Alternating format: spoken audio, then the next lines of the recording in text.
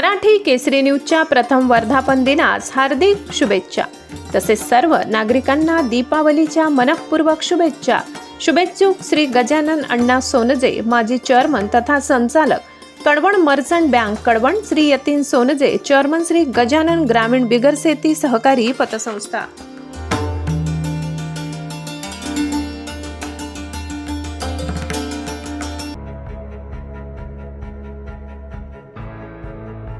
रवीज सामाजिक संस्था म्हसरूड नाशिक यांचा उपक्रम दिवाळी सणानिमित्त फराळ, ब्लँकेट, कपडे व इतर वस्तू वाटप। सुरगाणा तालुक्यातील आदिवासी दुर्गम भागातील भाटी कोडीपाडा येथे रवीज सामाजिक संस्था म्हसरूड नाशिक यांच्या वतीने दिवाळीनिमित्त फराळ, ब्लँकेट, कपडे, साड्या वाटप करण्यात आल्या। भारतात साजरा होणारा सर्वात मोठा सण म्हणजे दिवाळी होय। दिवाळी म्हणजे दिव्यांचा उत्सव। हा सण अंधारावर प्रकाशाच्या विजयाचे प्रतीक आहे। हा सण खूप उत्साहात साजरा केला जातो। घराघरात आनंदाने आणि आपापल्या परिस्थितीनुसार नवीन कपडे, दागिने, फराळ या गोष्टींबरोबर हा सण साजरा करतात।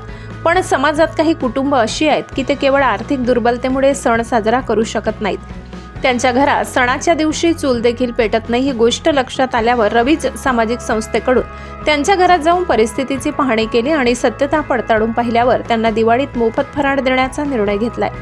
दरवर्षी संस्थेतर्फे विविध उपक्रम राबविले जातात। गरीब कुटुंबांच्या जीवनात आनंदाचे क्षण देण्याचा आमचा प्रयत्न असतो।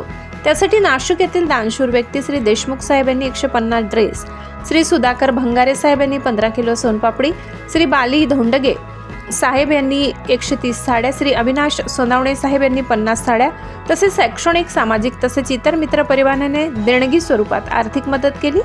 संस्थेकडून ब्लँकेट व अत्यावश्यक साहित्य देण्यात आले। सुरगाणा तालुक्यातील अतिदुर्गम भागातील भाटी गावाची लोकसंख्या 350, कोडीपाडा गावाची लोकसंख्या 350 असून येथील कुटुंबांना फराळ, कपडे व ब्लँकेट तसेच बिस्किट पुडे वाटप करण्यात आले। अतिशय कौटुंबिक स्वरूपाच्या समारंभात हे फराळ वाटप करण्यात आले। आम्ही रवी सामाजिक संस्था म्हसरूड नाशिक इथून आज घाटी या गावामध्ये दिवाळी निमित्त आज फराळ वाटपाचा कार्यक्रम आदिवासी बांधवांसोबत आम्ही आज आलेलो आहे। अक्षरशः पूर्ण डोंगराळ भागामध्ये जिथं ज्या रस्त्याने या गावाला अशा गावाची निवड आमच्या संस्थेने केलेली आहे। आमच्या संस्थेचे अध्यक्ष श्री विश्वासराव वाघमारे साहेब यांच्या संकल्पनेतून हा प्रोग्राम आम्ही दरवर्षी करत आहोत आणि आमचे सर्व संचालक मंडळ त्यांच्या मागे उभे असतात। काही आम्हाला अदृश्य हात असे आमच्या मागे उभे असतात। त्यामध्ये आम्हाला आर्थिक मदत, दानशूर व्यक्ती, काहींनी आम्हाला फराळ, काही कपडे किंवा फरसांगाचे साहित्य, काहींनी पैसे, अशा सर्वांनी आम्हाला दिल्यामुळं सगळे हातभार आमच्या संस्थेला लागले आणि अतिशय छान प्रकारे आम्हाला ह्या गावामध्ये 350 लोकांमध्ये हा प्रोग्राम राबवण्याची संधी मिळाली।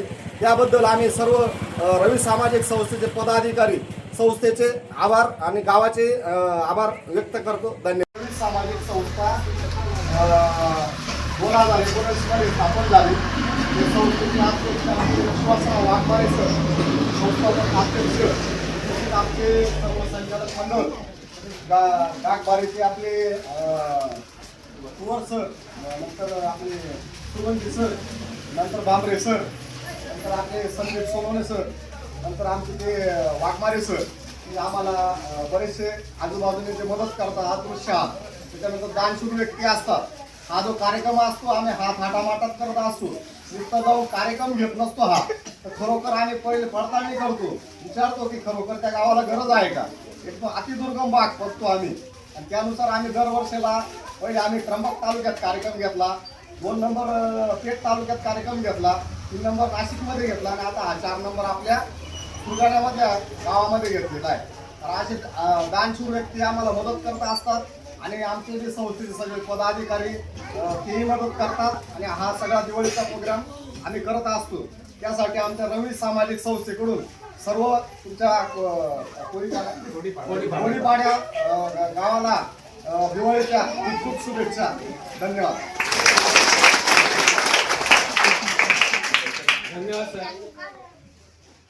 आता जे बोलले जे पगार सर धोंडेगावला शिक्षक आहे, रवी सामाजिक संस्थेचे पदाधिकारी खरं वेगळं आहे। आम्ही एक मित्र म्हणून त्यांच्या व्यवहारात असतो। पण या गावाला येण्याचं उद्दिष्ट सांगण्याचं म्हणजे ज्यावेळेस त्यांनी रात्री टाकलं, ग्रुप आहे आमचा एक, त्यांच्यात त्यांनी टाकलं का कोडीपाडा आणि बाटी, ज्यावेळेस ते कोडीपाडा म्हणलं की नाही त्यावेळेस म्हणलं मला पण यायचंय। ते म्हणे का हो सर? म्हणलं त्या गावाचे आणि माझे ऋणानुबंध फार जुने आहे. कारण ज्यावेळेस या नोकरीची सुरुवात झाली 2002 साली, तर याच गावात सुरुवात झाली. याच माणसांमध्ये, या सर्वांमध्ये कोणाच्याही घरात जायचं, टोपल्यातून भाकरी काढायची, खायची, त्याबरोबर बसायचं, मध्ये टाइमपास काहीच नसायचं. त्यावेळेस लाईट बिल होती. आता ज्यावेळेस मी बघितलं तर मला खूप आनंद झाला. गावाची अगदी कायापालट, मंदिर पण नव्हतं गावामध्ये, मंदिर पण झालं. आणि अगदी एंट्री केल्यानंतर मला वाटलं नेमकं मी कोडेपाड्यात आलोय का दुसऱ्या गावात आलोय, लक्षात नव्हतं. त्यांना विचारल्यावर उत्तर विचारलं, हे कोडेपाडाचे म्हणलं मला एक काम करते आणि मला गावाला पहिले चक्कर मारू द्या म्हणलं. मी एकटाच निघालो होती, बाकी पुढे चालले म्हणलं मी गावात जाऊन येतो. मग मी गावात गेल्यानंतर ते जयरामदाजी त्यांचं माझं घर कुठं आहे, मी कुठं राहायचो, आणि सर्व त्या ठिकाणी फिरून आल्यानंतर अगदी काही माणसं जुने होते त्यांनी लगेच ओळखलं. त्यांनी गुरुजी आले बुवा त्या ठिकाणी, बरं झालं बुवा. काही नवीन जे होते वेगळे बघत होते. तर खऱ्या अर्थानं गावामध्ये बऱ्याच सुधारणा झाली.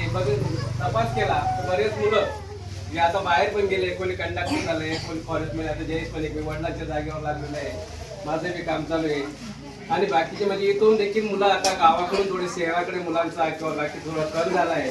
आताच आमचे मुख्याध्यापक कुंवर सर त्यांनी त्या ठिकाणी ही जागृती केली आपली. खरं म्हणजे खरं तर त्या ठिकाणी जी शाळा होती आपली या ठिकाणी जर चालू झाली असते तर मला वाटतं इथंच राहिली असते तर अजून खूप प्रगती झाली असते.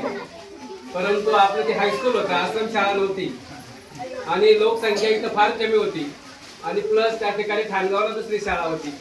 त्यामुळे या ठिकाणी ती शाळा चालणं अशक्य होतं. ज्यावेळेस आम्हाला जायची वेळ आली तेव्हा आम्ही रात्रीचे 12 वाजता या ठिकाणी पळून गेलेले, हे पण आम्हाला आठवतं.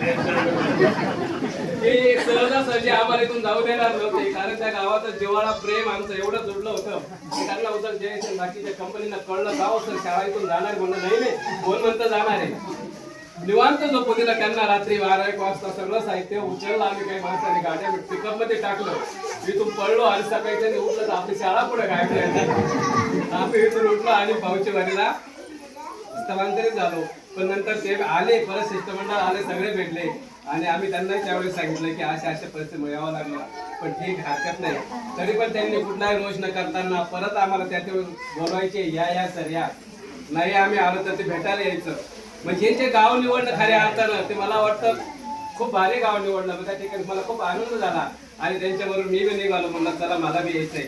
मग आमच्या कुंवर सरांना बोललो असं जायचंय, ते बी तयार झाले. ते बांगरे सर होते, वाघमारे सर झाले. त्यानंतर आपण खऱ्या अर्थाने रवीजी सामाजिक संस्था मसरूळ हा उपक्रम कधीपासून त्यांनी हाती घेतलेला आहे. सगळे पदाधिकारी आहेत या ठिकाणी. रवीज सामाजिक संस्थेचे अध्यक्ष वाघमारे सर आहेत आणि त्यांचे मिसेस ताई आहेत या ठिकाणी आमच्या. ते दोघंही लोक या सामाजिक संस्थेला मोठ्या प्रमाणात योगदान देतात. त्याच पद्धतीने या ठिकाणी कळसकर साहेब, पगार सर, गांगोडे सर आणि भंगारे सर, तुषार सर, हे अजून बाकीचे पदाधिकारी आले नाही काय कारणास्तव. हे लोक अत्यंत तळमळीने काम करतात मित्र आहोत. आणि आपल्या या आदिवासी भागामध्ये गेल्या 10 वर्षापासून कार्यरत ही सामाजिक संस्था आहे.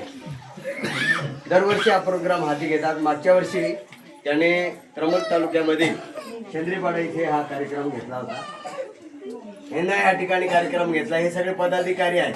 तुम्ही म्हणाल मी नाही पदाधिकारी आहे या संस्थेचा, मी फक्त सपोर्टर म्हणून आलो. खास मला आग्रह केला यांनी की या बा तुमच्या भागामध्ये आहे. मी काही लांबचा माणूस नाही, मी तुमच्या आपल्याच भागातला आहे. एवढे सर आहेत, आम्ही सगळे आपल्याच भागातले. मी काठीपाड्याचा आहे, थोडक्यात ओळख करून देतो. आणि इथं आपली शाळा आहे पुढं खिरडीला, बरोबर ना, आश्रम शाळा.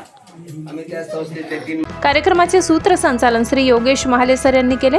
कार्यक्रमाप्रसंगी रवीज सामाजिक संस्थेचे अध्यक्ष श्री विश्वास वाघमारे सर, उपाध्यक्ष श्री मधुकर दोबाडे सर, सचिव रवींद्र लहारे सर, खजिनदार जयप्रकाश कडवणकर, पगार संचालक Yogesh Kadaskar sir, Prakashkumar Gangurde, Sudhakar Bhangare sir, Tushar Chaure sir, Pravin Jadhav sir, Shobhatai Gangurde madam, Prakash Bhamre sir, Namdev Kuwar sir, Balu Suryavanshi sir, Thackeray sir, Bagul sir, तसेच गावचे सरपंच, उपसरपंच, पोलीस पाटील, ग्रामस्थ तसेच तरुण मित्रमंडळ उपस्थित होते. मराठी केसरी न्यूज ब्युरो, कळवण. दिवसभरातील ताज्या घडामोडी बघण्यासाठी आजच मराठी केसरी न्यूजला लाईक, शेअर आणि सबस्क्राईब करा.